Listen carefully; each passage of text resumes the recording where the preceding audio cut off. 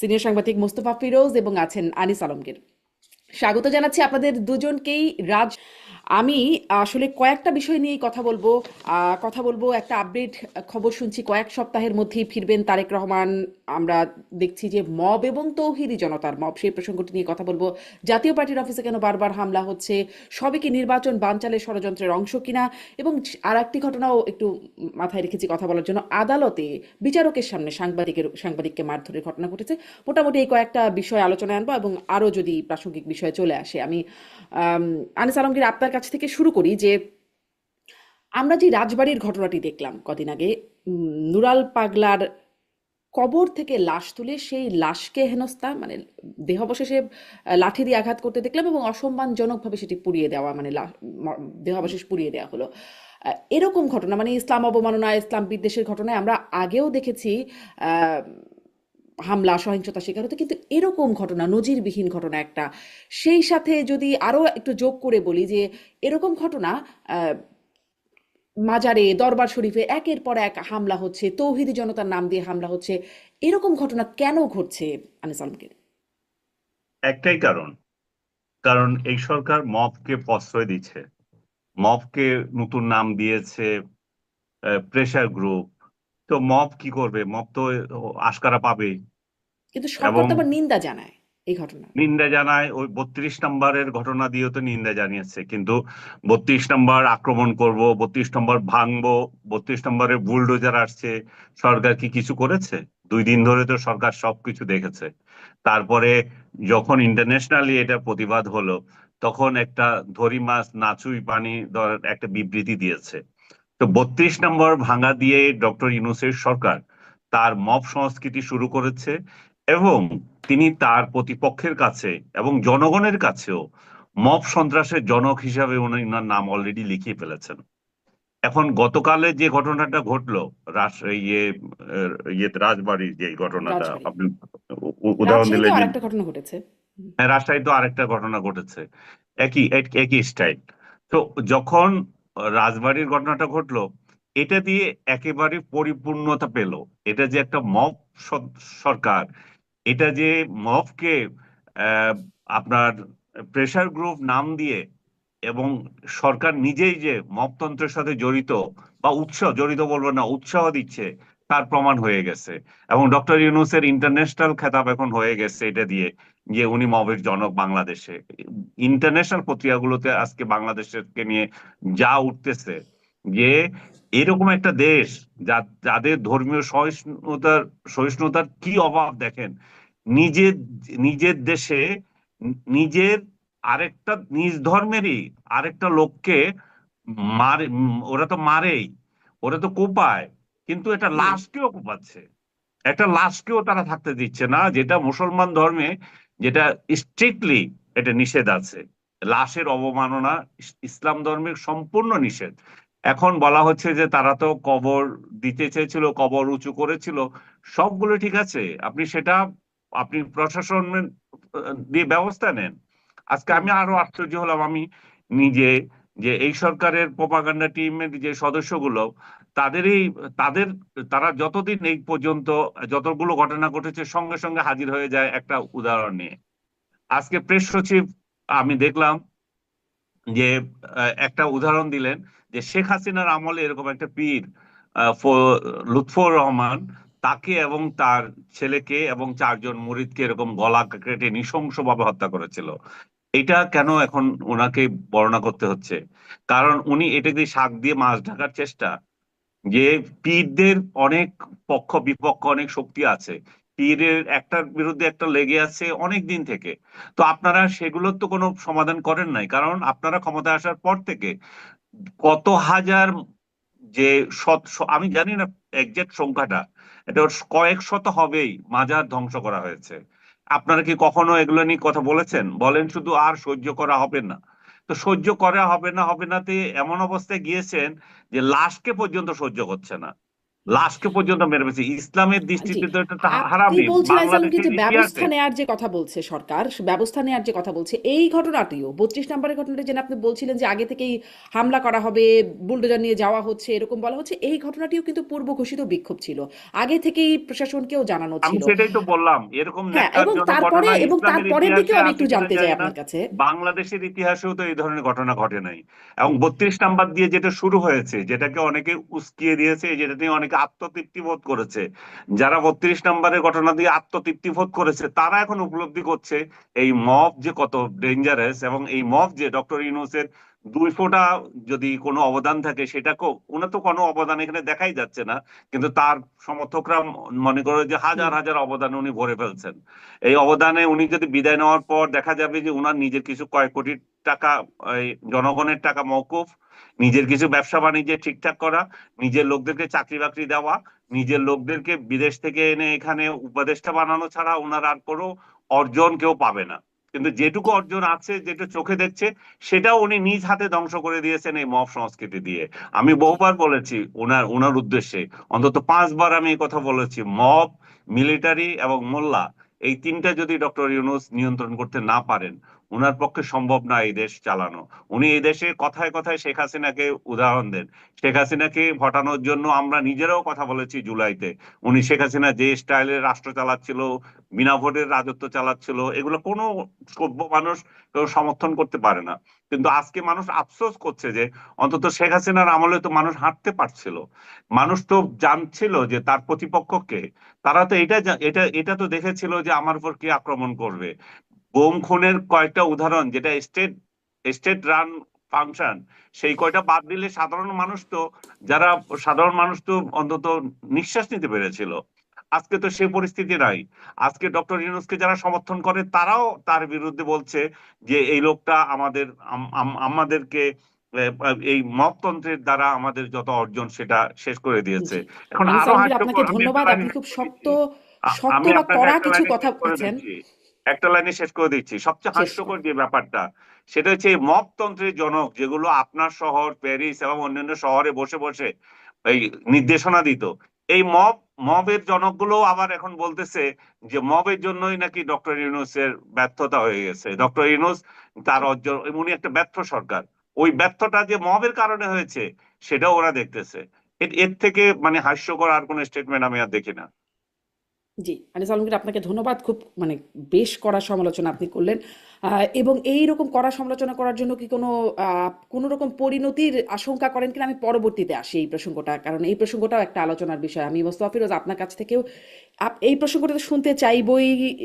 আনিস আলমগীর যেভাবে মন্তব্য করছিলেন সেই প্রেক্ষিতেও যদি বলতে চান, এবং আমি যে ব্যবস্থা নেওয়ার প্রসঙ্গটা বলছিলাম, যে আগে থেকে ঘোষণা দেওয়া হলো, প্রশাসনকে জানানো হয়েছিল একটা, সেই বিষয়ে ব্যবস্থা নেওয়া হয় না, এবং তারপর এই ঘটনার পর এই ঘটনার ভিডিও চিত্র আমরা সবাই দেখলাম, কিন্তু মামলা করা হলো, পুলিশ বাদী হয়ে মামলা করেছে, ভিকটিমের পরিবারের কেউ মামলা করে নাই।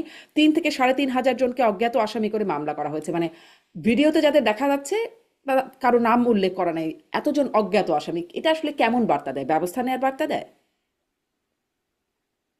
এটা মানে একটা মেসিভ ঘটনা, তো মেসিভ ঘটনায় আর কয়জনের নাম মানে এ করবে, আর কয়জনকে বাদ দেবে, এই জন্য গণহারে একটা নাম দিল। এটা না, এটা নিয়ে অন্তত কতগুলো যাদেরকে দেখা যাচ্ছে তাদের নাম উল্লেখ করে বাকিদের তো অজ্ঞাত করা যেত, তাই নয় কি? হ্যাঁ, সেটা যেত, মানে এটা তো মানে ভিডিও তো সবার হাতে হাতে এখন, সেগুলো খুব পরিষ্কার না। আর এটা নিয়ে এই ধরনের মামলা নিয়ে আসলে এগোনো খুব কঠিন, কারণ যখন নাকি ব্যাপক সংখ্যক মানুষের অংশগ্রহণ হয়ে যায়, তখন সেই মামলা গুলো পরিচালনা করা লোকাল প্রশাসন, পুলিশ, তাদের জন্য খুব কঠিন হয়ে যায়। যেহেতু মানে এটা মানে কোনো একটা ছোট একটা গ্রুপের কোনো হত্যাকাণ্ড না, এটা অনেক অংশগ্রহণ ছিল, যেটাকে বলা হচ্ছে এই যে মবের বিরুদ্ধে এই পর্যন্ত যতগুলো হয়েছে, আসলে কার্যকর তার বিরুদ্ধে কোনো ব্যবস্থা নেওয়া যায়নি। কারণ অনেক পার্টিসিপেশন থাকলে এটা হয় না। এটা শুধু এই আমল না, সব আমলেই হয়েছে। আমার কাছে যেটা মনে হচ্ছে কি, দেখেন, আমরা এখানে ডক্টর ইউনূস বা প্রশাসন, আমরা ফেলিউরটা বলতে পারি, কিন্তু আহ একটা বোঝা দরকার যে এই সরকারের পক্ষে কতটুকু করা সম্ভব। কারণ এই সরকার হলো নন পলিটিক্যাল সরকার, তার কোনো আসলে কোনো দল নেই। একটা পলিটিক্যাল গভর্নমেন্ট যেভাবে হ্যান্ডেল করতে পারে সেইভাবে ইউনূস সাহেবের পক্ষে সম্ভব হয়নি। কারণ সবচেয়ে বড় এখানে আমি যেটা মনে করি যে লোকাল যে রাজনীতি, ওখানে দরকার ছিল বিএনপি জামাত সহ, যদি সত্যিকার অর্থে মনে করে তারা যে না এই ঘটনাটা হওয়া উচিত না, তাহলে তাদেরকে এই দায়িত্বটা নেওয়া দরকার ছিল।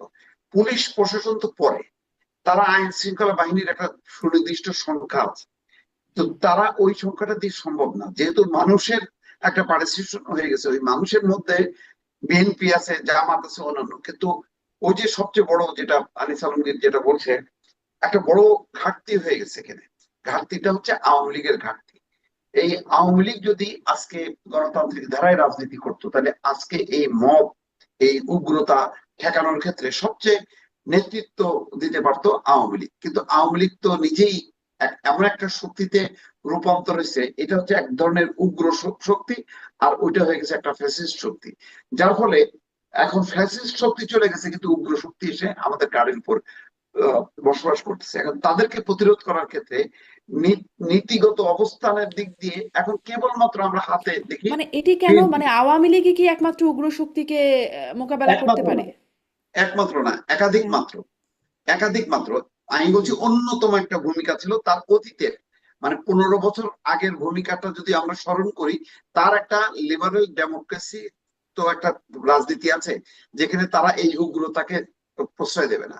বিএনপিও কাছাকাছি আছে, এবং আজকে রুহুল কবির রিজভী কিন্তু বলছেন যে রাসূল এটা সমর্থন করে না, এই ধরনের মানে মরদেহ পোড়ানো এটা সমর্থন করে না, প্রতিবাদ করেছে। কিন্তু আরো বড় প্রতিবাদটা করতে পারতো আওয়ামী লীগ, কিন্তু আওয়ামী লীগ অন্য একটা রাজনীতি চর্চা করতে করতে সেই শক্তিটা সে এখন একেবারে অ্যাবসেন্ট। আজকে চিন্তা করেন, লোকালি ওই রাজবাড়ী গোয়ালন্দ এলাকায় যদি বিএনপি আওয়ামী লীগ অ্যাক্টিভ থাকতো, তাহলে কিন্তু আজকে এই ঘটনাটা হয়তো নিয়ন্ত্রণ করা যেত।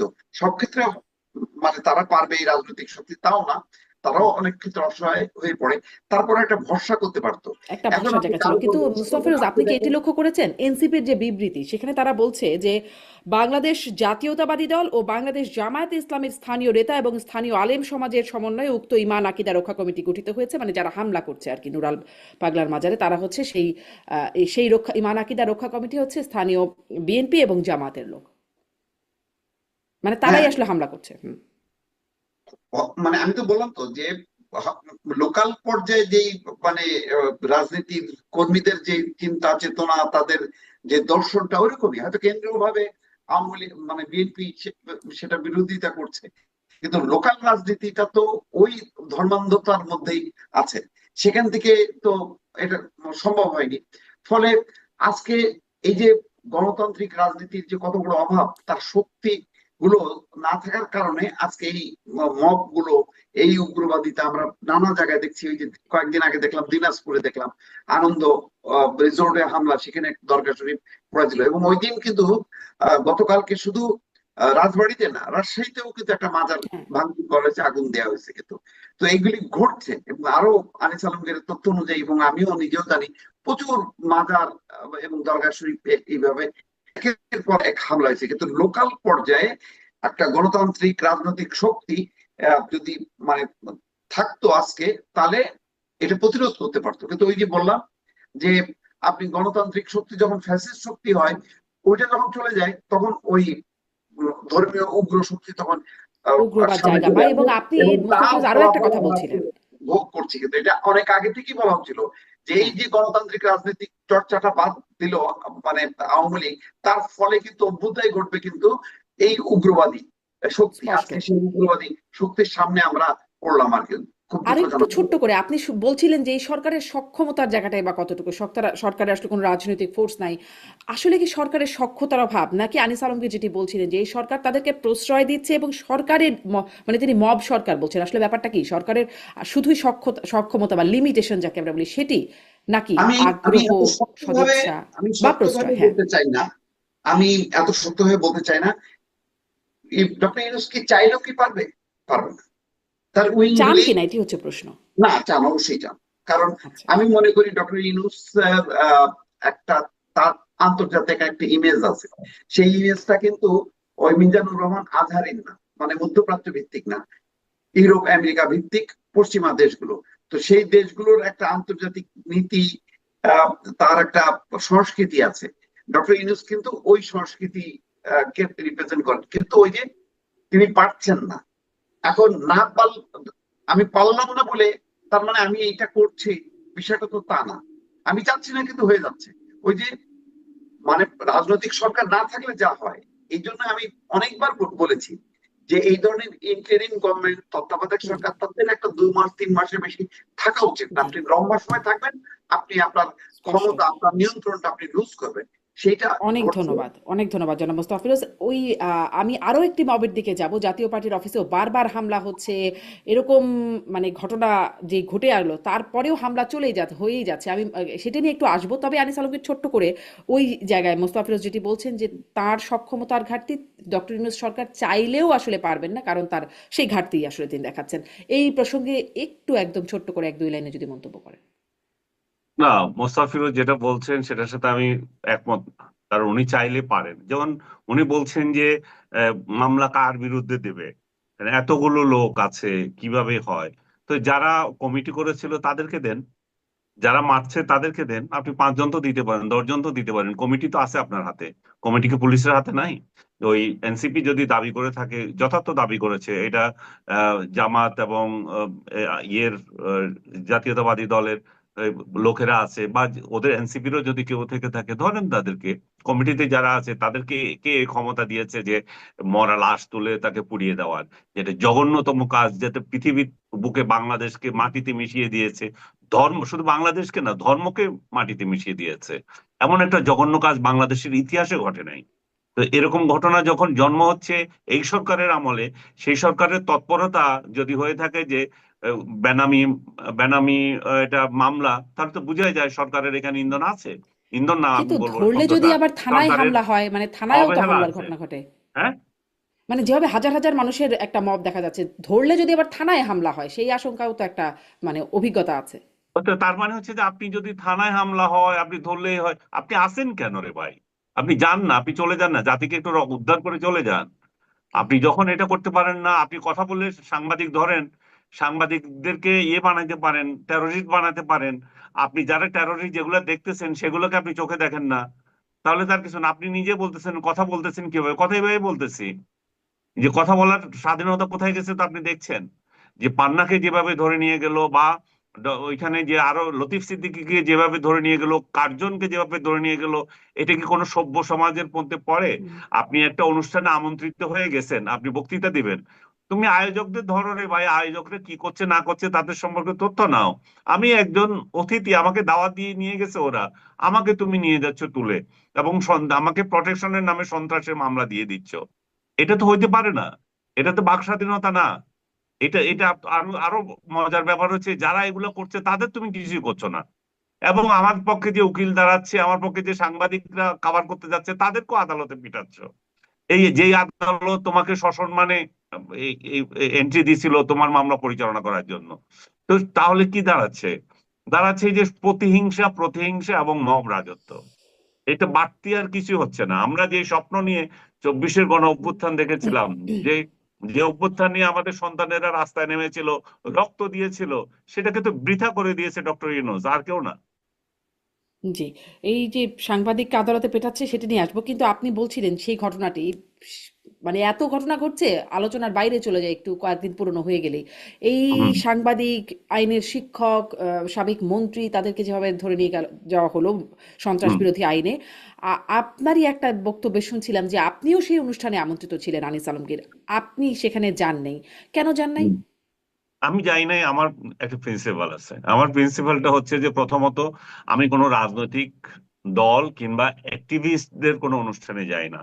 আমি সাধারণত সাংবাদিকদের অনুষ্ঠানে যাই। সেখানে যদি ডিআরইউ নিজস্ব কোনো সংবাদপত্র বিষয়ে কোনো অনুষ্ঠান হতো, সেখানে যদি সেখানেও যদি তারাও যদি স্বাধীনতা সার্বভৌমত্ব নিয়ে যদি ডিআরইউ আয়োজন করতো, তাহলে সেখানে আমি যেতাম। প্রেস ক্লাব যদি আয়োজন করতো, আমাকে দাওয়াত দিলে যেতাম। আমি শুধু বাংলাদেশে কোনো রাজনৈতিক দলের লেজুর ভিত্তি করতে আগ্রহী না, কোনো অ্যাক্টিভিস্ট যারা অ্যাক্টিভিজম যারা জড়িত, এই ধরনের সংগঠনে আমি জড়িত থাকতে এটি আগ্রহী না। আসলে কি রাজনৈতিক দলের নাকি অ্যাক্টিভিজমের সাথে জড়িত যারা, মানে এটা এই অ্যাক্টিভিজম, মঞ্চে এটা থাকে? It's one type of activism. তারা স্বাধীনতা সার্বভৌমত্বকে অক্ষুণ্ণ রাখতে চায়, আমি তার সাথে একমত। কিন্তু আমি আমার যে এরিনা, আমার এরিনা কথা বলা, আমার এরিনা সংবাদপত্র, আমার এরিনা টেলিভিশন মিডিয়া, আমার এরিনা ওই জায়গায় বক্তৃতা দেওয়া না। এইটাও যদি আমাকে বিশেষভাবে অনুরোধ করা ছিল যেতাম, আমি যদি যেতাম তাহলে আমি যদি দেখতাম সেখানে সর্বদলীয় লোকজন গেছে, সেখানে মুক্তিযুদ্ধের সপক্ষে তো আরো আছে, মুক্তিযুদ্ধের সপক্ষে তো শুধু একদলীয় লোকরা নাই, বিএনপি এবং অন্য অন্য ধারার সাংবাদিকরাও আছে সেখানে। তাহলে আমি এটাকে বলতাম যাচ্ছে ঠিক আছে যেতে পারে, কিন্তু এটা এটা তার মানে এই নয় যে আপনি আবার তাহলে এটা কি কোনো এটাকে বিশেষ রাজনৈতিক ধারার সাংবাদিকরা গেছেন এখানে? এখানে এখানে যে যারা গিয়েছে তারা স্বাধীনতার পক্ষের শক্তি গিয়েছে। আমরা মূল মূল দাগে যেটাকে ভাগ করি যে স্বাধীনতার পক্ষ শক্তি এবং বিপক্ষ শক্তি। তো বিপক্ষ শক্তি তো যে বিপক্ষ শক্তি বা সফট মানে করার কথা বলে যে মুক্তিযুদ্ধ নিয়ে বা হুম। বঙ্গবন্ধুকে ঘৃণা করি, মুক্তিযুদ্ধকে লাভ করি, এই জাতীয় লোক যারা আছে তারা যায় নাই। যারা গিয়েছে তারা বঙ্গবন্ধুকে লাভ করে, মুক্তিযুদ্ধকেও লাভ করে, সেই ধরনের লোকরা গিয়েছে। এখন আমি যাই নাই তাই বলে এই সংগঠনটা খারাপ, এই সংগঠন বাজে কাজে অ্যাক্টিভিটিজ আছে, সেটা তো আমি কখনো বিশ্বাস করব না। আমি যে দেখেছি যে যারা এখানে গিয়েছে তাদের মধ্যে অনেকে স্বচ্ছ লোক আছে, অনেকে মুক্ত বাক স্বাধীনতার কথা বলে, স্বাধীনতার পক্ষের লোক, এবং তারা সেখানে গিয়েছে, যাওয়া তো কোনো অপরাধ না। যাওয়া তারা 100 ভাগ, আমি যেতে পারি নাই আমার নিজের অক্ষমতা, কিন্তু যারা গিয়েছে তারা তো 100 ভাগ তার মত প্রকাশের স্বাধীনতায় গিয়েছে, তারা 100 ভাগ তার অ্যাক্টিভিটিসে গিয়েছে, তাদেরকে তো আপনি ইয়েতে হেফাজতের নামে তুলে নিয়ে যেতে পারেন না। আপনি তাদেরকে যদি মনে করেন যে এরা ছিল টেররিস্ট অ্যাক্টিভিটিতে জড়িত ছিল, তাহলে দেখাইতেন, আগে তুলে নিতেন।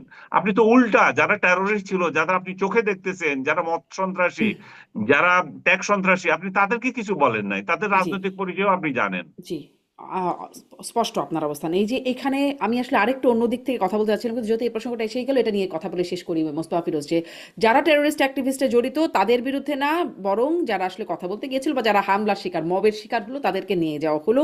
এবং ঘটনার পরে আমরা যা দেখলাম, তাদের জামিনও হচ্ছে না আদালতে।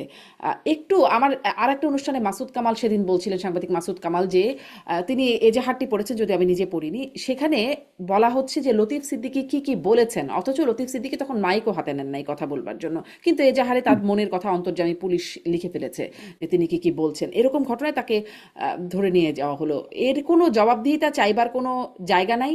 আদালতে গিয়েও মানে জামিন নামঞ্জুর হয়ে যাচ্ছে, এবং সাংবাদিককে প্রহার করা হচ্ছে একদম আদালতে, বিচারকের সামনে। এগুলো কিভাবে ঘটে যেতে পারছে মোস্তফা ফিরোজ? এগুলি ঘটছে বলেই তো আজকে ওই রাজবাড়ির এই ঘটনা ঘটছে। কারণ যখন দেখে যে অন্যায় পার পেয়ে যায়, তখন আরো অনেক অন্যায় সংঘটিত হয়। ছোট ছোট অন্যায় গুলিকে আমি যখনই দমন না করব, তখন বড় অন্যায় ঘটতে থাকবে। সেই ঘটতে ঘটতে আজকে আমরা রাজবাড়ির একটা ভয়াল চিত্র দেখলাম। এখানে তো যেই ঘটনাটা ঘটছে, মানে এটা মানে খুবই ন্যাক্কারজনক অন্যায়। এটা কোনোভাবেই সমর্থন করা যায় না। এবং মামলার সময় আমি দেখছিলাম যে বলছে যে এদের মোটিভ, এদের কথাবার্তা, এদের অতীত ব্যাকগ্রাউন্ড নাকি রাষ্ট্র বিরোধী এবং এটা হুম। নীতি বিরোধী, কি সব মানে আজব আজব কথাবার্তা বললো। মানে একটা আলোচনা সভা শুরু হওয়ার আগেই সিদ্ধান্তের উপনীত হয়ে গেল যে তারা হলো রাষ্ট্র বিরোধী, সুতরাং সন্ত্রাস বিরোধী এতে তারা মামলা দিয়ে দিল। আগেই যদি রাষ্ট্রবিরোধী জানা যায়, তাহলে তাদের অনুমতি দিল কেন? ডিএমপির তো অনুমতি ছিল।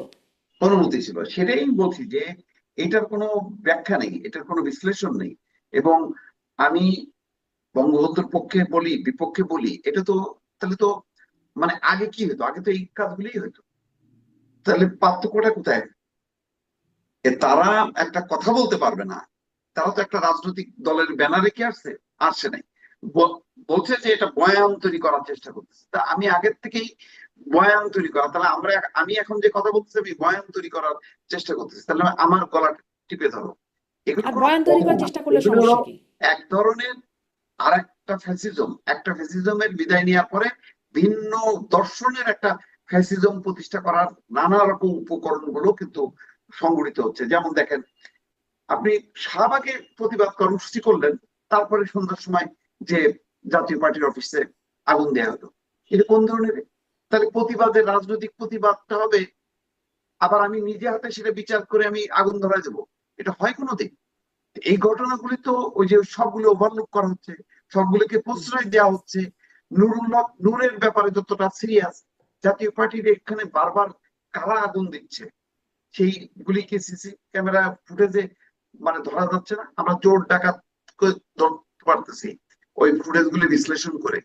তো এখানে আমরা করতে পারতেছি না। রাশেদ গণ অধিকার পরিষদের, সে তো বলতেছে যে এটা গণ অধিকার পরিষদ করেনি, ব্লেম দেওয়া হচ্ছে। তাহলে তো আরো ভালো হইলো, তাহলে তো ওই যারা আগুন দিল তাদেরকে ধরা হচ্ছে না কেন? আজকে গতকালে একটা রাত তো চলে গেল, গতকাল রাতের থেকে আজকে পর্যন্ত কয়জনকে এই ঘটনায় ধরা হলো? একজনকেও না। এখন পর্যন্ত আমরা কোনো দেখি নাই, কোনো তালিকা দেখি নাই। কিন্তু ওই ঝটিকা মিছিল করতেছে, মানে এক ধরনের গেরিলা কায়দায় তেজগাঁ আওয়ামী লীগ বা ধানমন্ডিতে, তখন সাথে সাথে সেই সাবেক এমপি সহ সেগুলি ধরা পড়তেছে। আর এখানে পুলিশের সামনে প্রকাশ্যে আগুন দিচ্ছে, সেগুলি ধরা পড়ছে না বা ধরছে না।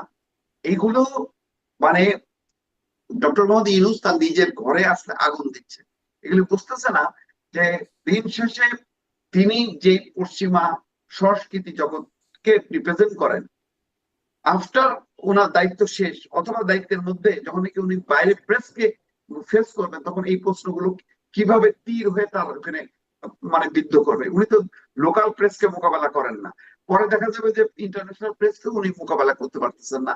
এই সমস্ত গুলি যখন একটা একটা করে যখন তীর ছোড়া হবে তার দিকে, এইটা অত্যন্ত অন্যায়। আমি বারবার বলি তো, এই যে ইন্টারিম গভর্নমেন্টের এই যে লম্বা সময় থাকলে যে পরিস্থিতিটা হয়, সেই পরিস্থিতিতে হাবুডুবু খাচ্ছে। কারণ তাকে সাপোর্ট করবে কে? সেই গণতান্ত্রিক রাজনৈতিক সংস্কৃতিটা কোথায়? আমি কোন রকমে তার মধ্যে মানে বিএনপির মধ্যে পাই, আর অন্য দলগুলি আছে সেগুলি তাদের শক্তি কম। কিন্তু সবচেয়ে যেগুলি শক্তি তহিদি জনতার নামদারি, সেই রাজনৈতিক শক্তিগুলো তারা দাপায় বেড়াচ্ছে এবং তারা এখন মানে শক্তি দেখাচ্ছে। সেই শক্তির কাছে, সেই দাপটের কাছে ইউনূস সরকার অসহায় হয়ে পড়ছে, কারণ তার কোনো উইং নেই, সে কোনো সাপোর্ট পাচ্ছে না। কারণ সাপোর্ট পাবে কি করে? এখানে তো তা এরা সাপোর্ট এমন পাচ্ছে কোথা থেকে? ক্ষমতা আমি একটু এটাও লড়াই শুনতে শুরু চাই। হয়েছে। এই যে বারবার জাতীয় পার্টির অফিসে হামলা, আগুন দেওয়া বা ভাঙচুর করা, এরা আসলে সাপোর্ট পাচ্ছে কোত্থেকে, প্রশ্রয় পাচ্ছে কোথা থেকে? কারণ একবার তো দেখা গেল, মানে এর আগে দু একটা ঘটনা কিন্তু দেখা গেছে। এর আগেও জাতীয় পার্টির অফিসের সামনে এরা ভয় যখন গণ অধিকার পরিষদ গেছে, নুরুল হক নূরদের বিরুদ্ধে মামলা হয়েছে, রংপুরের ঘটনা ঘটেছে, জাতীয় পার্টির অফিসে হামলার বিরুদ্ধে করাতে নুরুল হক নূরকে যেভাবে পেটানো হলো আপনি বলছিলেন, এই ঘটনাগুলো তারপরেও আসলে এই যে বারবার যাচ্ছে, এরা সাপোর্ট পাচ্ছে কোত্থেকে? এরা যারা করছে এরা হচ্ছে ভাড়াটে, এদের পেছনে রাজনৈতিক শক্তি আছে। কারণ কারা সেই তারা মনে রাজনৈতিক করছে শক্তি? যে জাতীয় পার্টি যদি নিঃশেষ হয়ে যায়, তাহলে বিএনপির বাইরে অন্য রাজনৈতিক শক্তিগুলির জন্য সুবিধা হবে, তখন তারা ডমিনেট করতে পারবে। আর জাতীয় পার্টি যদি নির্বাচন করতে পারে, তাহলে হুট করে দেখা যাবে যে এটা একটা বিরোধী দল হিসেবে মানুষ মানে গণ্য করতে পারে আওয়ামী লীগের অ্যাবসেন্সে। ফলে জাতীয় পার্টি একটু শক্তিশালী হয়ে যেতে পারে। এবং আজকে দেখেন, মোস্তাফিজুর রহমান মুস্তফা আজকে কিন্তু একটা আওয়াজ দিয়েছে, সে বলছে যে আওয়ামী লীগের মধ্যে যারা সৎ, যারা মানে করাপ্ট না, তাদেরকে আমরা নমিনেশন দেবো। এই কথাটা কেন বললো? বললো এই কারণে যে আওয়ামী লীগ এলাকায় এলাকায় বহু মানুষ চেনে যে আওয়ামী লীগ কে করে আর না করে। তো তারা যদি দাঁড়ায় যায়, তখন তারা নির্বাচিত হইতে পারে, এরকম একটা সম্ভাবনা আছে। এইরকম যদি অনেকগুলো আসন যুক্ত হয়ে যায় এবং দিন যত যাবে, সরকারের তো ভাবমূর্তি ক্ষুণ্ণ হচ্ছে, মানুষ ক্ষুব্ধ হচ্ছে, মানুষ মনে করতেছে দেখি এদেরকেও সাইজ করি। তো তখন কি হবে? তখন ওই বিএনপির বাইরে যে ভোটগুলি পড়বে, সেই ভোটের বলে জাতীয় পার্টি একটা বড় ফ্যাক্টর হয়ে যেতে পারে। এই হিসাব নিকাশ তো করছে তারা। তো সেই হিসাব নিকাশে যদি জাতীয় পার্টিকে বিলীন করে দেওয়া যায়, তাহলে কি হবে? তখন আর বিকল্প থাকে না মানুষের সামনে, হয় বিএনপি নাই জামাত, তোমার এই দুইটার বাইরে আর তোমার বেছে নেওয়ার আর কোনো অপশন থাকবে না। তো এই অপশন গুলোকে ধ্বংস করার চেষ্টা, এই কারণেই এই হঠাৎ করে জাতীয় পার্টি ইস্যুটা। নতুবা প্রথমে আমারও মনে হচ্ছিল না, কি রে ভাই, জাতীয় পার্টি তো ভাগ হয়ে গেল, এই এরকম টুকরো টুকরো, এটা কবরের দিকে যেখানে যাত্রা শুরু করলো, সেইটাকে হঠাৎ করে ইস্যু করলো কেন? ইস্যু করলো কেন ওই রাজনৈতিক হিসাব নিকাশে। এখন মনে হচ্ছে জাতীয় পার্টি কিছুই না, কিন্তু নির্বাচনের আগে আগে দিন যত যাবে তত বেশি জাতীয় পার্টি কিন্তু স্ট্রং হয়ে যাবে, কারণ সে একটা নেপথ্যের সাপোর্ট পাবে আওয়ামী লীগ সমর্থকদের কাছ থেকে, যেহেতু আওয়ামী লীগের নির্বাচন করার সম্ভাবনা অনেক কম। আমি যদি এই মানে এটাতে বিশ্বাস করি না, আমি মনে করি যে হয়তো শেষ পর্যন্ত পিটিআই মতন হবে, যে প্রতীক যেহেতু মানে দেয়নি পাকিস্তান সরকার বা নির্বাচন কমিশন, তখন তারা স্বতন্ত্র হিসেবে দাঁড়াইছিল এবং প্রচুর তারা নির্বাচিত হয়েছে। হয়তো আওয়ামী লীগ ওই লাইনে যাবে, কিন্তু তারপর একটা শঙ্কা যে আমি কোনোভাবেই রিস্ক নেব না, এই কারণে জাতীয় পার্টিকে একেবারে নিষিদ্ধ করে আমি আমার অবস্থানটাকে নিরঙ্কুশ করার হয়তো একটা পরিকল্পনা থাকতে পারে। আমি এইভাবে আমি দেখছি। এখানে একটু আনিস আলমগীর আপনার ব্যাখ্যা বা আপনার বিশ্লেষণও জানতে চাই। এই আসলেই তো জাতীয় পার্টি এমন কোনো কর্মসূচি দিচ্ছে না, তাদেরকে এমন রাস্তায় দেখা যাচ্ছে না, তাদের কোনো খবর নাই, খবর হচ্ছে তাদের অফিসে হামলা, এই শিরোনামেই বারবার তারা খবর হচ্ছে। এবং জাহাঙ্গীর কবির নানকের সাথে সাবেক প্রধানমন্ত্রী শেখ হাসিনার একটা ফোনালাপ যেটি পরবর্তীতে ফাঁস হয়েছে, সেটি 5ই আগস্টের আগে। সেখানে শেখ হাসিনা জাতীয় পার্টিকে বলছে জিন্দা লাশ, মানে যাদের দোসর হিসেবে ট্যাগ দেওয়া হচ্ছে, স্বৈরাচারের দোসর হিসেবে ট্যাগ দেওয়া হচ্ছে, তারাই তাদেরকে জিন্দা লাশ বলছে। সেই জিন্দা লাশ যারা এখন আরো কর্মসূচিবিহীন, তাদের আরো কোনো মানে আগে তখন তো সংসদে দু একজন এমপি ছিল, এখন তাও নাই। এই অবস্থায় একটা দলের পেছনে আপনার কি বিশ্লেষণ, কেন এই জিন্দা লাশের পেছনে এভাবে একদম মানে কোমর বেঁধে নামা? একটাই কারণ, সংসদে বিরোধী দলীয় নেতা কে হবে, বিরোধী দলে কে বসবে। জাতীয় পার্টি যদি ইলেকশন করার ক্ষমতা পায়, তাহলে আমাদের ভোট, অতীতের ভোট হিসাব করে যদি আপনি দেখেন, জাতীয় পার্টি জামাত থেকে সবসময় বেশি পেয়েছে, সব সময় বেশি পেয়েছে। তারা 35 সিট, 32 সিট, 16 সিট, ইভেন খুবই ফালতু ইলেকশন যেটা হলো সেখানেও 10-12টা সিট পেয়েছে। কিন্তু জামাতের কয় সিট? জামাত তো সেটা কোনোদিন পায় না, নিজের নিজের শক্তিতে কোনোদিন পায় না। জাতীয় পার্টি কিন্তু সবসময় এককভাবে তার নিজের নাঙ্গল দিয়ে দাঁড়ায়, নিজের নাঙ্গল দিয়ে দাঁড়িয়ে এগুলো পেয়েছে। তো যে কোনো হিসাবে, যে কোনো অঙ্কে জাতীয় পার্টি আহ জামাত থেকে অনেক বেশি ভোটের অঙ্কে অনেক শক্তিশালী। কিন্তু সাংগঠনিক ভিত্তিতে হয়তো জামাত দাবি করতে পারে আমাদের সাংগঠনিক মজবুত আছে, সাংগঠনিক অ্যাক্টিভিটিস মজবুত আছে, সাংগঠনিক কাঠামো অনেক মজবুত আছে, সেটা আমি নিজেও স্বীকার করি। কিন্তু ভোটের হিসাব আলাদা। সে ভোটের হিসাবে যদি যায়, জামাতে প্রথম প্রশ্নের সম্মুখীন হবে, তোমরা না সেই লোক যারা বাংলাদেশটাকেই চাও নাই, তোমরা না সেই লোক যেটা 71 সালে পাক হানাদার বাহিনী সহায়তা করেছো আলবদর আল শামস দিয়ে, এবং তার জন্য তোমরা এখনো পর্যন্ত অনুতপ্ত না, এখনো পর্যন্ত তোমরা ক্ষমা চাও না। তোমরা তোমাদের দলের একটা রেজুলেশন আনো না যে আমরা 71 সালের ঘটনাবলীর জন্য ক্ষমা প্রার্থী। সেই কারণে অনেকেই তাদেরকে ভোট দিতে পারে না। আমি পার্সোনালি জামাতের অনেক নেতাকে পছন্দ করি, হয়তো তারা এখানে থাকলে আমিও ভোট দিতাম আমার এলাকায়, কিন্তু তারা তো বেসিক জায়গায় নাই। যতদিন তারা বেসিক জায়গায় আসবে না, তখন জনমানুষের ভোট পাবে না। আমার মতো যারা ভালো প্রার্থী দেখে ভোট দেব, যারা দলের কোনো গোলাম দেখে আমার কোনো বিষয় না, তারা কিন্তু তাদেরকে ভোট দেবে না। তো তারা এই জায়গায় মার খেয়ে যাচ্ছে। তো এই মায়ের খাওয়াতে তারা ভেবেছিল যে আচ্ছা ঠিক আছে, আমরা এনসিপি, তারপরে চরমোনাইয়ের দল, আর আরো খুচরা যারা আছে সবগুলোকে নিয়ে, এবি পার্টি নিয়ে আমরা একটা আলাদা জোট করতে পারি। যদিও এবি পার্টি বোধহয় বলছে যে আমরা যাব না। তো সব যদি জোট করে, তাহলে তাদের হয়তো কিছু ভোটের মানে একটা আওয়াজ তোলার সম্ভাবনা আছে। ভোট কতটুকু পাবে সেটা না, একটা আওয়াজ হবে। এই আওয়াজ দিয়ে হয়তো তারা এমন একটা পরিস্থিতি তৈরি করতে পারে, যদি এই আওয়াজকে সেনাবাহিনী গণ্য করে, সরকার গণ্য করে, তাহলে হয়তো তখন তারা সেকেন্ড পার্টি হইতে পারে, কিংবা উল্টায়ও কিন্তু দিতে পারে। কিন্তু এই উদ্দেশ্যে মানে আমরা আসলে উদ্দেশ্য খোঁজার চেষ্টা করছি, জাতীয় পার্টির অফিসে বারবার হামলা কেন? সেটা জাতীয় পার্টির এটাই অফিসে হামলা করে কি হবে? জাতীয় এটাই পার্টির তো অফিসে বলছি হামলা করে আপনাকে, জাতীয় পার্টি নিষিদ্ধ করা যাবে? মানে জাতীয় এটাই পার্টি তো তো বলতেছি হামলার প্রতি আপনাকে। উত্তরে পাল্টা হামলা করছে, এমনও তো কিছু করছে না যে এই অজুহাতে তাকে নিষিদ্ধ করা হবে। আপনাকে তো বলছি, এটাই হচ্ছে যে জাতীয় পার্টিকে আওয়ামী লীগের মতো নিষিদ্ধ করা। কারণ জাতীয় পার্টি যদি থেকে যায় এই নির্বাচনে, তাহলে চোখ বন্ধ করে তারাই হবে সেকেন্ড পার্টি। জি, কারণ যারা বিএনপি কে ভোট দেবে না, যারা জামাতকে ভোট দেবে না, তারা কোথায় ভোট দেবে? তাদের তো ভোটের জায়গা থাকতে হবে, জি, তাদের তো একটা। প্রশ্নটা কিন্তু সেখানেই যে মানে উদ্দেশ্য হচ্ছে জাতীয় পার্টিকে নিষিদ্ধ করা, তো নিষিদ্ধ করার জন্য তো সরকারের কাছে বারবার দাবি করতে হবে, জাতীয় পার্টির অফিসে কেন বারবার হামলা? জাতীয় পার্টিকে আপনি জাতীয় পার্টি তো চুপ ছিল এতদিন, বা জাতীয় পার্টির ব্যাপারে আমরা কোনো কিছু করি নাই। জাতীয় পার্টিকে আমি এখন যে ওরা যে গণশত্রু, এটা মানুষের মধ্যে জাগাতে হবে না? না জাগালে সরকার হঠাৎ করে কেমনে করবে? কিছু একটা ইস্যু তৈরি করতে হবে। ইস্যু তৈরি করার জন্য নূরের দল বা আদার্স কে জামাত ঘর করেছে। জামাত কিন্তু এত এত চালাক যে ওরা নিজেরা কিছু করবে না, এরা অন্যদেরকে লাগিয়ে দিবে, তোমরা এটা করো। এবং এটা ভাড়াটিয়া দল কতগুলোকে লাগিয়ে দিয়েছে জাতীয় পার্টির বিরুদ্ধে, এটা করো।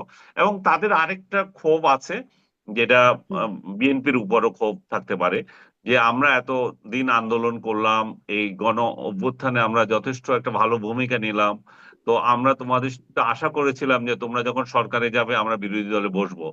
এখন তোমরা কেন জাতীয় পার্টিকে আনতে চাও? তোমরা জাতীয় পার্টি আসতে চাইলে তোমরা বাধা দিচ্ছ না। কারণ জাতীয় পার্টির ব্যাপারে আপনি খেয়াল করে দেখবেন, বিএনপি এ পর্যন্ত কিন্তু এই এই এটা নিন্দা করেছে। এবং বিএনপি এই তিন পার্টি যখন একদিন মিটিং করলো, বিএনপি, জামাত এবং এনসিপি, সেই সময় যখন এই দুইটা দল এনসিপি এবং জামাত জাতীয় পার্টিকে নিষিদ্ধের কথা বলেছিল, বিএনপি কিন্তু বলে নাই। বিএনপি বরং ভিতরে খবর হচ্ছে বিএনপি সেটা সমর্থন করে নাই। তো এই সমস্ত পরিস্থিতিতে দেখা যাচ্ছে যে জাতীয় পার্টিকে যদি ব্যান করা যায়, জামাত প্রথমবারের মতো সংসদে বিরোধী দলীয় আসন গ্রহণ করতে পারে। এখন জাতীয় পার্টি এই জন্যই টার্গেট, অন্য কোনো টার্গেট নাই। জি, স্পষ্ট। এখন এই যত ঘটনা ঘটছে, জাতীয় পার্টির অফিসে হামলা বা রাজবাড়ির হামলা বা বিভিন্ন জায়গায় যে ঘটনাগুলো ঘটছে, মবের ঘটনা, সবখানেই বিএনপি একটা কথাই বলে যে এগুলো নির্বাচন বানচালের ষড়যন্ত্র। জনাব মোস্তফা ফিরোজ, আপনার কাছে একটু জানতে চাই, আপনি কি আসলে সব ঘটনাকে নির্বাচন বানচালের ষড়যন্ত্র হিসাবে দেখেন কিনা? এই মবগুলোকে আবার প্রধান নির্বাচন কমিশনের সম্প্রতি বলেছেন যে নির্বাচনে মব 300 আসনে ভাগ হয়ে যাবে, ফলে মব খুব সুবিধা করতে পারবে না। এই সাথে সাথে এই বিশ্লেষণটা আপনার কাছে জানতে চাই, এটা কি ঐকিক নিয়মে হবে যে একটি জায়গায় এত মব হলে সেটি 300 আসনে গেলে সেটি ভাগ হয়ে কত মব হবে, এরকম একটা অঙ্কে দাঁড়িয়ে যাবে কি নির্বাচনের সময়, জনাব মোস্তফা ফিরোজ? না, এটা এটা এটা কোনো যুক্তি হলো না। এটা কোনো যুক্তি হইতে পারে না। মবের তো 300 আসনে দরকার নেই তো। 50টা আসনে হলেই তো আর নির্বাচন থাকে না, এবং সেটা স্প্রেড করে, এবং তখন আর মানে যে নিয়ন্ত্রণটা, সেই নিয়ন্ত্রণটা থাকে না। মূল কথাটা হলো যে আহ, আপনি খেয়াল করেন যে যখনই নাকি রোড ম্যাপ ঘোষণা করা হলো, তারপর থেকে দেখেন কোনো উৎসাহ উদ্দীপনা নাই। উৎসাহ উদ্দীপনা নাই কেন? নাই হলো এই যে কে জিততে পারবে, কার কি অবস্থা, সেটা তো সবাই জানে। এটা তো মানে হাতে গোনা অবস্থা। যেহেতু আওয়ামী লীগ নাই, এখন ক্যালকুলেশন করা খুব সহজ হয়ে গেছে। তো এখন যারা, এখন এইভাবে যদি নির্বাচন না থাকে, তো একটা বাস ভালো রমরমা, আমিও ক্ষমতায় আছি, ক্ষমতায় আমার মানে নির্বাচনে আমার জেতার সামর্থ্য নেই, কিন্তু তারপর আমার পদ পদবি আছে, গাড়ি আছে, ফ্ল্যাগ আছে, আমি উড়ে বেড়াতে পারছি। তো যখন নাকি হয়ে যাচ্ছে ফেব্রুয়ারি মাস, প্রতিদিন তো চিন্তা করতেছে আজকে একটা দিন চলে গেল, আজকে হুম। 2টা দিন চলে গেল, এইভাবে হিসেব করে দেখতেছে যে তা তো আর ফেব্রুয়ারির পর তো আমি আর কিছুই না। তো এদের মধ্যে একটা অস্থিরতা, সেই অস্থিরতার বহিঃপ্রকাশ ঘটতেছে নানা রকম ইস্যু।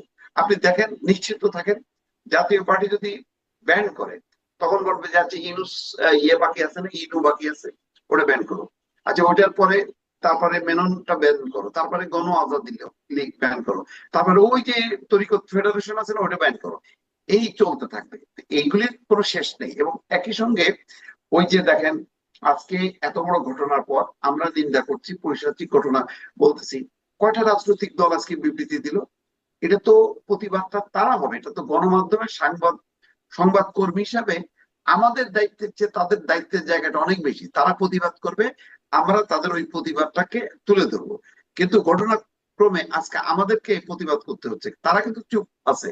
এত বড় বড় রাজনৈতিক দল এত বড় বড় কথা বলে, আজকে তারা বলছে না, এইগুলোকে উস্কানি দেওয়া হচ্ছে। এবং আপনি দেখেন, 1 বছরের মাথায় এসে মোটামুটি কিন্তু থেমে যাচ্ছিল, কিন্তু হঠাৎ করে এখন মব তৈরি হচ্ছে। এই মব গুলো সবগুলোই হচ্ছে নির্বাচন বিরোধী।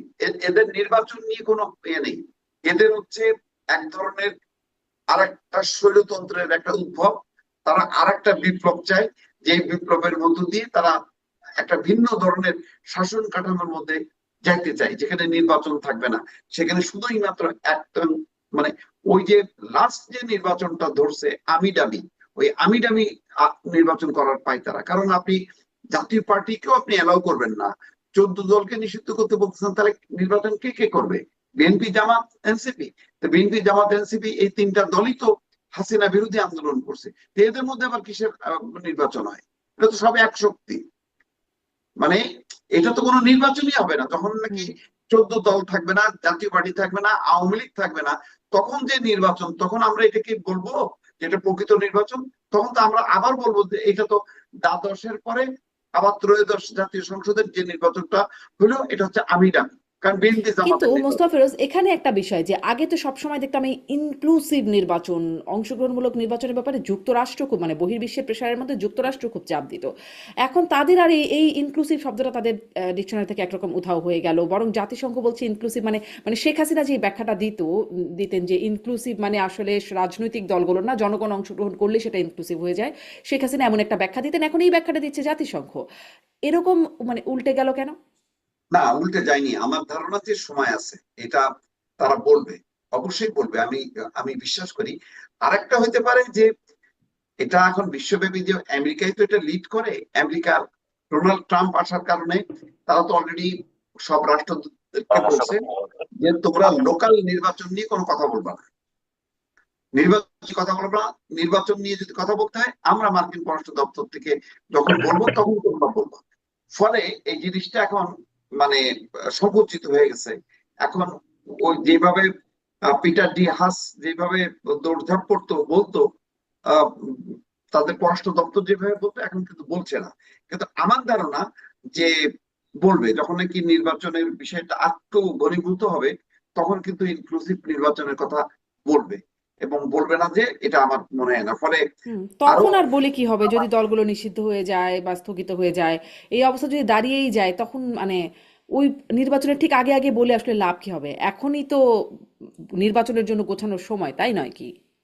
না, নিষিদ্ধ মানে কি? আপনার কার্যক্রম নিষিদ্ধ মানে তো এই না যে এক দল নিষিদ্ধ হয়ে গেল, তা তো না। কার্যক্রমটা নিষিদ্ধ, দল তো আর নিষিদ্ধ হয়নি। এবং নিবন্ধনও তো দল স্থগিত হয়ে আছে। দল নিষিদ্ধের সিদ্ধান্তটাকে সমর্থন করে না হুম। বাংলাদেশের সর্ববৃহৎ রাজনৈতিক দল বিএনপি। তো এটাও তো মানে কেন বলে না? এটাও তো তারা একটা আন্তর্জাতিক রাজনীতিটা চিন্তা করে যে ইন্টারন্যাশনালি এটা অ্যাকসেপ্টেড হবে না। কোন দলকে যদি নিষিদ্ধ করা হয়, তখন সেখানে নির্বাচন হয়, তো সেই নির্বাচনটা যে গণতান্ত্রিক নির্বাচন না, এটা বিএনপি ভালো করে বোঝে। এই কারণে কিন্তু তারা দল নিষিদ্ধের কথা জি, বলছে না। জি। এবং সরকারও কিন্তু একটু চাপের মুখে সে একটু বলছে যে বিচার পর্যন্ত কার্যক্রম নিষিদ্ধ, কিন্তু একদম নির্বাচন পর্যন্ত নিষিদ্ধ রাখাটা এটা যথেষ্ট টাফ হবে। চেষ্টা হবে হয়তো নানান হুম। শক্তি গুলো। বিচার পর্যন্ত কার্যক্রম নিষিদ্ধ রাখাটাই তো একটা মানে, বিচার তো আর আজকালকের মতো হয়ে যাবে না। যদিও পাবলিক প্রসিকিউটর না, বলছেন এখানে তড়িঘড়ি একটু করে ত্রুটিপূর্ণ এখানে হলেও একটা সহবিরোধিতা আছে। তড়িঘড়ি করে করা হচ্ছে। সহবিরোধিতা আছে, কিন্তু ফাইনালি আপনি যেটা বলছেন যে ওরা এখনো কেন বলছে না আহ, আগে যেভাবে বলতো, সেই একটা যেহেতু পট পরিবর্তন হয়েছে, একটা হুম। বড় রাজনৈতিক আহ, পরিবর্তনের কারণে ইন্টারিম গভর্নমেন্টকে হয়তো এই মুহূর্তে তারা বলছে না, কিন্তু যখন কি ফাইনালি হুম। আসবে বিষয়গুলো, তখন আমার ধারণা বলবে। আমার আর আমার এটা তাহলে বিশ্বাস। একদম এক লাইনে যদি বলেন, তাহলে কি আপনার মনে হয় যে সামনের নির্বাচনে আওয়ামী লীগ, জাতীয় পার্টি সবাই থাকতে পারবে? আওয়ামী লীগ আমার ধারণা যে নিজে থেকে হয়তো নির্বাচনে শেষ পর্যন্ত আসবে না, মানে হুম। আসার মতো সেই স্কোপটাই পাবে না। তো সেই কারণে তারা হয়তো স্বতন্ত্র হিসেবে দাঁড়াবে বিভিন্ন জাতীয় জায়গায়। পার্টি জাতীয় পার্টি অবশ্যই নির্বাচন করবে। নির্বাচনে থাকতে স্পষ্ট। এবং একই এটা প্রশ্ন আমি সম্ভব। আনিস আলমগীর আপনার কাছেও, যে জাতীয় পার্টি আওয়ামী লীগ সামনে নির্বাচনে থাকতে পারবে? পরিস্থিতির এমন হবে মার্কিন দূতাবাস বা মার্কিনিরা আগে ইনক্লুসিভ নির্বাচনের কথা বলতে এখন বলছে না কেন? সম্প্রতি ফরহাদ মাজার, মানে কয়েকটা বিষয় মিলিয়ে দিয়ে আপনি একবারে উত্তরটা হুম। বলেন। আপনার বলেন যে কদিন আগে ফরহাদ মাজারের একটা বক্তব্য দেখছিলাম, তিনি বলছেন যে এখন বাংলাদেশ পরিচালিত হয় বনানী মার্কিন দূতাবাস থেকে। আপনার মন্তব্য? আমি তার মন্তব্যে জবাব দেওয়ার আগে আরেকটা কথা বলি আপনাকে, যেটা আমি আগে যোগ করিনি। এটা উদ্বেগের বিষয়, যেটা বর্তমান সরকারের আমলে আইন তো পাচ্ছেই না। মানে উকিল নিতে সমস্যা, যার যার উকিল নিয়োগ করতে পারছে না, যথাযথ উকিল নিয়োগ করলে তাদেরকে মবের ভয় আছে। এটা তো গেলই, আর জেলখানায় যারা আছে তারাও মব আতঙ্কে আছে। জেলখানাতে বিচার বিচার চলছে, এরকম লোকদেরকে আহ লীগের লোক বলে হামলা করা হচ্ছে পুলিশ, যা বিএনপি এবং জামাত, এবং সেখানেও চাঁদাবাজি হচ্ছে। এটা জেল খাটছে ওরকম লোকেরাই বলছে। বিশেষ করে আমি একটা ঘটনার কথা বলি আপনাকে, আবরার হত্যা মামলার আসামি। আবরার হত্যা মামলার আসামি আপনি যদি খেয়াল করে দেখেন, শিবির বলে পরিচিত যে আসামি ছিল তাকে 5 আগস্টেই ওই ইয়ের মধ্যেই হাওয়া করে দিয়েছে, এই যে জেলখানা থেকে হাওয়া করে দিয়েছে, তাকে নিয়ে এসছে। বাকি যেগুলো লীগ বলে পরিচিত তারা আছে, তাদের আত্মীয় স্বজনদের বিভিন্ন জায়গায় মব লাগিয়ে দেওয়া হচ্ছে। আর তারা যে ভিতরে আছে তারা চাঁদা দিতে দিতে শেষ হয়ে যাচ্ছে, পুলিশ সহ অন্যদের। আমি মনে করি প্রশাসনের এই বিষয়টা দেখা উচিত, এবং অন্যান্য যারা আসামি যাচ্ছে, যারা ভিন্ন দলের, তাদের থেকে পুলিশ চাঁদাবাজি করছে এবং বিএনপি এবং জামাত চাঁদাবাজি করছে। তো যেখানে আদালত নিরাপদ না, জেলখানা নিরাপদ না, রাস্তাঘাট নিরাপদ না, তা আপনি চিন্তা করে দেখেন আমরা কোন জাহান্নামের মধ্যে আছি। জাহান্নাম এটা থেকে তো মানে আহ মানে উত্তরণের জন্য যে কোনো ভাবেই একটা নির্বাচন এখন জরুরি হয়ে গেছে। আপনি সেখানে যদি চান যে বিএনপি এই আওয়ামী লীগ আসবে কিনা, আওয়ামী লীগ আসবে কিনা মানুষ এটা মাথা ঘামাচ্ছে না আর। মানুষ চায় যে বাবা একটা ইলেকশন দিয়ে যাও। এই জাহান্নামই আমরা আর দেখতে পাচ্ছি না। এত এত অনাচার মানুষ সহ্য করতে পারছে না। জাতীয় পার্টি আসবে সেটাও ধরা যায়, কারণ জাতীয় পার্টি এবং জাতীয় পার্টি থাকবে কি থাকবে না সেটা আবার নির্ভর করছে বিএনপির উপর। বিএনপি কি চায় 24-এর গণহত্যায় যে দল অভিযুক্ত আওয়ামী লীগ, তাদের সহযোগীকে তারা বিরোধী দলে বসাবে, নাকি 71-এর গণহত্যার সহযোগী যে দলটা এই জামাতে ইসলামী, তাদেরকে তারা বিরোধী দলে বসাবে? এই দুইটা চয়েসের মধ্যে বিএনপি আসলে কাকে চায় সেটার উপর নির্ভর করছে। এখন বিএনপি এর আগে যদি তো চায়, তারা মানে 71-এ যারা সহযোগী বা যাদের কথা আপনি ইঙ্গিত করছেন তাদেরকে বসিয়েছে সরকারে। সেটা তো তারা সরকারের অংশীদার ছিল, তারা সরকার গঠনের জন্য তাদের লেগেছিল, নিয়েছিল, একসঙ্গে যুগপৎ আন্দোলন করেছে। এখন তার এখন তার তাদের পার্টি থাকছে না, এখন তো অলরেডি জামাত ডিক্লেয়ার করেছে আমরা বিরোধী দলে বিরোধী জোট করছি, যেটা নিয়ে বিএনপি থাকবে না। তো সেখানে তো এটা স্পষ্ট যে তারা তাদের মতোই রাজনীতি করছে, এবং সেই জায়গায় হুম। যা বিএনপির যে ক্ষমতায় যাবে সেটা তো অনেকটা স্পষ্ট। কারণ খালি ফিল্ডে তো আপনিও গোল দেবেন, এখানে তো গোল দেওয়ার কেউ নাই। আপনার প্রধান প্রতিদ্বন্দ্বী আওয়ামী লীগকে আপনি ইলেকশনে করতে দিচ্ছেন না। আপনি বেআইনি ভাবে আপনি নির্বাহী আদেশ দিয়ে আপনি তাকে ব্যান করে রেখেছেন, যার কোনো ইয়ে নাই, যার কোনো আইনগত ভিত্তি নেই। এখন আইন আদালত সবকিছু যখন নিজেদের ইয়েতে মুষ্টিতে আছে, তখন যা ইচ্ছা তা করা যেতে পারে। তো সেই জায়গায় এই ইলেকশনে কি আসবে না আসবে আমার কাছে এটা এখন ইম্মেটেরিয়াল মনে হচ্ছে। যেটা সবচেয়ে বেশি জরুরি, ডক্টর ইউনূস একটা নির্বাচিত সরকারকে ক্ষমতা দিয়ে যাক। আমি ব্যক্তিগতভাবে অবশ্যই ইনক্লুসিভ ইলেকশনের কথা বলবো, বারবার বলবো, এবং প্রত্যেক দিন বলে আসছি, ডে ওয়ান থেকে বলে জি। আসছি। শেষ যেদিন আওয়ামী, প্রসঙ্গে যাই। আনিস হ্যাঁ, আলমগীর, এবং আপনার কাছে এই প্রসঙ্গটা শেষের দিকে মানে নির্বাচনের আগায় আসছে যখন সময়টা, তখন আমরা আজকে জানতে পারছি বিএনপি স্থায়ী কমিটির সদস্য ডাক্তার জাহিদ তিনি বলছেন যে কয়েক সপ্তাহের মধ্যে দেশে ফিরবেন তারেক রহমান। আমরা এতদিন শুনেছি বিএনপি নেতাদের সাথে যখন কথা বলতাম তারা বলতেন যে বাংলাদেশের নিরাপত্তা ফিরতে তার নিরাপত্তা শঙ্কার ব্যাপারটা আছে। এখন কি তাহলে সেটা নাই? কি পরিস্থিতির পরিবর্তন হলো যে কয়েক সপ্তাহের মধ্যে, বা কি পরিস্থিতির পরিবর্তন হবে যে তিনি আসলে কয়েক সপ্তাহের মধ্যে ফিরবেন? উনি কখন আসবেন সেটা আমি জানি না। ডক্টর জাহিদ যদি একটা দিয়ে থাকেন সেটা তার নেতা কর্মীদেরকে আশ্বস্ত করার জন্য বলতে পারেন। কারণ তারেক জিয়া কেন দেশে আসেন না সেটা তার দলে এবং বিরোধী দলে প্রশ্নের সম্মুখীন। এত বিজয়ের পরেও উনি কেন আসবেন না? ওনার যদি এত ভয় থাকে তাহলে এত বছর ধরে ওনার নেতা কর্মীরা কিভাবে তাহলে এই দেশে দিনাতিপাত করেছিল, ওনার সেটা উপলব্ধি করা উচিত। তো এই প্রেক্ষিতে উনি যদি আসতে চান আসেন, আমরা তো এটাকে ওয়েলকাম করছি। তবে এর মধ্যে আসবেন না পরে আসবেন সেটা তো আহ ওনারাই শুধু বলতে পারেন, কিংবা তারেক জিয়ার ঘনিষ্ঠ বা তারেক জিয়া নিজেই বলতে পারেন। উনি তো, আমরা আরেকজনের কথাই শুনবো কেন? তারেক জিয়া নিজে তো বলতে পারেন আমি এত তারিখে আসবো। শুনছি যে উনি আহ তফসিল ঘোষণা করলে চলে আসবেন। আসতে ভালো, তাতে তো রাজনীতি পরিপূর্ণতা পায় এবং এনার্কি যেগুলো চলছে সেগুলো কমে। আপনি তার নিরাপত্তা নিয়ে যে কথা বলছিলেন, তার নিরাপত্তা হুমকির পুরো বিষয়টা ছিল রাজনৈতিক। তাকে গোয়েন্দা গোয়েন্দা রিপোর্টে তাকে বলা হয়েছে তার জীবন বিপন্ন। আবার ডক্টর ইউনূস তার সাথে বৈঠক করে এসেছেন, সেফ এক্সিট কিভাবে পাবেন, ক্ষমতা দিয়ে কিভাবে যাবেন, সবকিছু ঠিকঠাক হয়ে গেছে। এখন ওই নিরাপত্তা উঠে গেছে, যে এখন ওনার জন্য ভালো এবং উনি কেন আসেন না। এগুলো হচ্ছে বাংলাদেশের রাজনীতির খেলা, নেপথ্যে খেলা এগুলা। উনি নিরাপদে আসতে পারবেন, উনাকে কে কি করবে? সরকার যদি মনে করে যে উনার নিরাপত্তার সংকট আছে, তাহলে উনাকে স্পেশাল ইয়ে দেওয়া উচিত, হুম, নিরাপত্তা দেওয়া উচিত। আমেরিকা সহ বিভিন্ন রাজনৈতিক দলের যে যারা ইলেকশন করে তাদেরকে তো এরকম গার্ড দেওয়া হয়। তো ওনাকেও দেওয়া হোক। উনি তো প্রজেক্ট করছেন যে ওনার দলই ক্ষমতা আসবে। তো ওনার দলই জি যদি ক্ষমতা আসে তাহলে ওনার নিরাপত্তাটা তো এখানে অনেক ইম্পর্টেন্ট বিষয়। জি মুস্তাফিরোজ, আপনার কাছে এই প্রশ্ন একটু শুনি। তারেক রহমান ফিরছেন কয়েক সপ্তাহে। আমার মনে হয় যে এই সপ্তাহে চলতি মাসেই মানে উনি ফিরবেন। এর আগে যে আভাস ইঙ্গিত পাওয়া গেছে তাতে আহ, এই মাসের মধ্যেই যে কোনো একটা দিন হয়তো তিনি চলে আসবেন। আর সম্ভবত দেরি করবেন না, কারণ যত দেরি করবেন উনি তো নিজেও বোঝেন যে চ্যালেঞ্জটা বাড়তে থাকবে। মানে দুইটা চ্যালেঞ্জ, একটা হচ্ছে দল অগাছুলো অবস্থায় আছে, প্রচুর বিদ্রোহী ক্যান্ডিডেট, সেগুলো নিয়ন্ত্রণ করতে না পারলে অনেক আসন হাতছাড়া হবে, এই একটা শঙ্কা আছে। আর একটা হলো এই যে অনেকগুলো রাজনৈতিক চ্যালেঞ্জ, যে পিআর সিস্টেম, এটা সেটা নানা রকম, যে একটার পর একটা উনি নিজে থাকলে যেইভাবে শক্তভাবে ফেস করতে পারবেন বা সবাইকে ঐক্যবদ্ধ করতে পারবেন, এটা মানে আহ, মানে দূরে থেকে পারবেন না। ফলে আমার মনে হয় যে মানে পরিস্থিতি হয়তো ঠেলে দিচ্ছে যে এই চলতি মাসের মধ্যেই তিনি হয়তো আসবেন শেষের দিকে। এই জন্য ওই কয়েক সপ্তাহ কথা বলছে আর কি। তো আমার ধারণা যে এই সপ্তাহে আসবেন, এবং আসাটা খুবই দরকার। কারণ আহ, মানে নির্বাচন নিয়ে কিন্তু আমরা যতই বলি না কেন, একটা অনিশ্চয়তা কিন্তু আছে, অনেকেই আচ্ছা, কিন্তু এখনো একটা বিশ্বাস প্রসঙ্গ করেন। আবার একটু মনে পড়লো, যেটাও একটু যোগ করি। কারণ উপদেষ্টা আসিফ মাহমুদ বলছেন যে যারা ডিসেম্বরে নির্বাচন চাইতো তারাই এখন নির্বাচন বানচালের ষড়যন্ত্র করছে। তারা চায় আওয়ামী লীগের পুনর্বাসন, নির্বাচনে আওয়ামী লীগ থাকছে না বলে তাদের এখন মাথা নষ্ট হয়ে গেছে। কাদের কথা বলছেন আমি মোস্তাফিজ, এটা বুঝতে পারেন? নিজেও আসলে কনফিউজড। এটা ডিসেম্বরে তো নির্বাচন চেয়েছিল আহ, প্রধানত বিএনপি।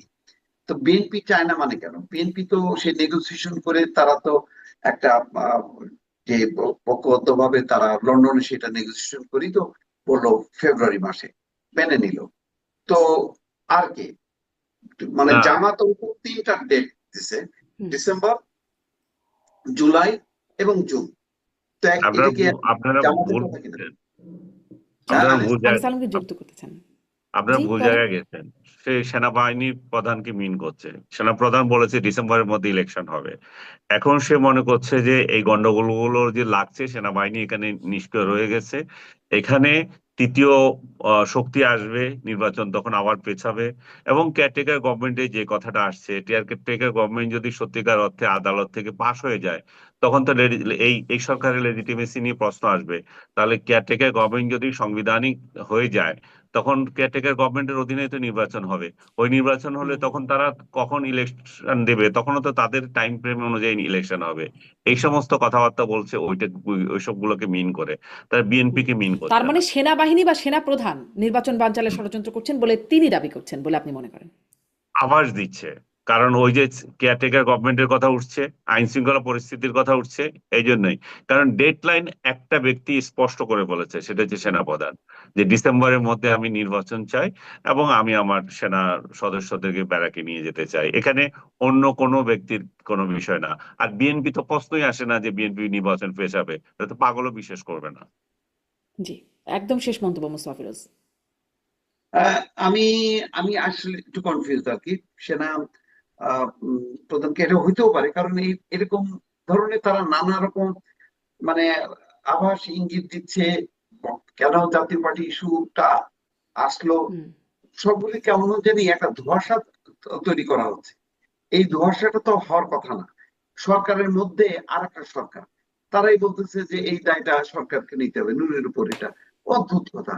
মানে এই যা আমরা কখনো শুনি না, যে সরকারের ভিতরে থেকে সরকারের বিরোধিতা করেও বক্তব্য রাখা যায়, আবার তিনি সরকারও আছে। এই জন্য আমি বলছি যে আসলে আমরা হুম। তো মানে গণহারে আমরা হয়তো বলতে পারি যে সবকিছু ইউনুস দায়ী। এই যে তার এই যে ব্যর্থতা গুলো, এই কারণ হলো এই যে তার কোনো উইং নেই, তার নিজস্ব কোনো সেট আপ নেই। না থাকার জি। কারণে সরকারের দুর্বলতা যত প্রকাশ পাচ্ছে, তত এই ধরনের বেহিসেবি কথাবার্তা গুলো হচ্ছে। যে আনিস আলম যেটা বলছে, এটা যদি হয়, এটা তো একটা মারাত্মক। এটা সরকারের ভিতরে এটা থেকে এটা এটা এইভাবে কেন নয়? আপনি দেখেন, গত কয়দিন থেকে তো বলছিল যে নূরের দল ইয়ে চায়, আহ, জাতীয় পার্টিকে এই নিষিদ্ধ করতে চাচ্ছে এই জন্য যে জাতীয় পার্টির উপর সেনাপ্রধান চেয়েছিলেন ইনক্লুসিভ ইলেকশন। সেনাপ্রধান আগে বলেছিলেন যে বিএনপি আওয়ামী লীগকে নিয়ে ইলেকশন করবে, এখন সেখানে যখন ব্যর্থ হয়েছে তখন প্ল্যান বি তে জাতীয় পার্টিকে নিয়ে করতে চাচ্ছে। এখন জাতীয় পার্টিকে যদি করতে চায় জাতীয়, এবং আরো যদি আওয়ামী লীগকেও যদি নিয়ে আসতে চায় ইনক্লুসিভ ইলেকশনের প্রশ্নে, যদি কেয়ারটেকার গভর্নমেন্ট যদি নতুন করে ইনস্টল হয়, তাহলে তো সেখানে তারা বলতে পারে আওয়ামী লীগকে আমরা ইলেকশনে চাই, কারণ 90-এরও পতিত সরকার যারা ছিল তারাও ইলেকশন করেছে, তাহলে 2024-এর পতিত সরকার কেন পারবে না? তো এই সমস্ত হিসাব মিলিয়ে তারা সরকারকে এই এই দে- ওই এইদিকে ইঙ্গিত করছে। জি হুম, এটা জি এটা হতে এরকম পারে। এগুলি আসলে যত মানে যারা নির্বাচিত হওয়ার ক্ষমতা নেই তাদের এই ধরনের নানা রকম ইকুয়েশন, নানা রকম ষড়যন্ত্র তত্ত্ব দিয়ে তারা সামনে টিকে থাকার চেষ্টা করে, এটাই দেখা জি যাচ্ছে। জি অনেক ধন্যবাদ, অনেক ধন্যবাদ। দেখা যাক এইসব তত্ত্বের প্রভাব আসলে সামনে নির্বাচনেও কেমনটা পড়ে, নিশ্চয়ই সেটা নিয়ে আমরা সামনের দিকে কথা বলতেই থাকবো।